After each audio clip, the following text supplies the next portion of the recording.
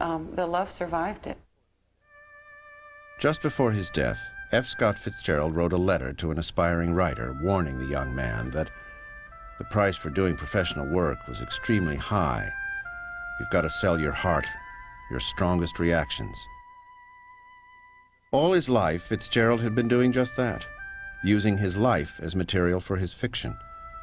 After giving so much of himself, it was hard for Scott to reach the end, only to find his books no longer in print and his name forgotten.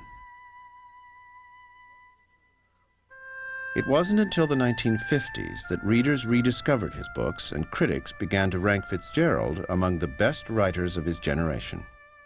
His books now sell hundreds of thousands of copies a year. I think Gatsby alone sells over 300,000 copies a year. It's probably among the most popular, if you go by sales, of any American novel. Over the years, Fitzgerald's reputation has continued to grow. Today, his place among America's literary legends is secure, and he is widely admired by many modern writers. I've been interested in Fitzgerald ever since I was a teenager and read his novel, The Great Gatsby. It taught me a lot, and it fortified my own ambition to become a writer of fiction. It also taught me not to try to become a writer of fiction like Fitzgerald, because he has a connection with the English language, which I knew even then I would not possess. In my mind, he stands out because he is not like Hemingway, Mailer, some of the Bigfoot male authors that were his contemporaries. He's got a different sensibility. He's more interested in love and desire and domestic life. And so for women writers, he's an accessible male writer. As part of the continuing rehabilitation of F. Scott Fitzgerald's reputation, in 1996, the country celebrated his 100th birthday.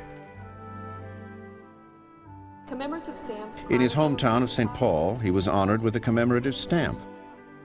Long live F. Scott Fitzgerald. And hundreds of people turned out on a cold September day to see the unveiling of a life-size statue of their favorite son.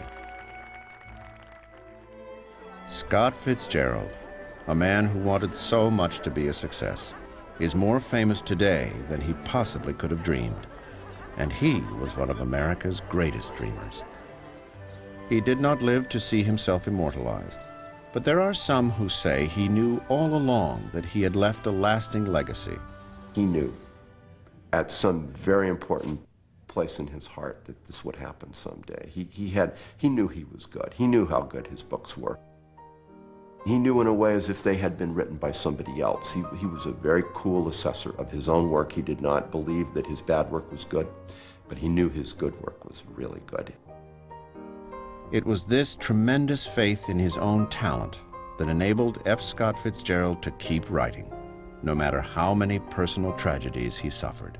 I think there's a certain heroic quality to Scott Fitzgerald at the end, that he really, conquered his demons in many ways.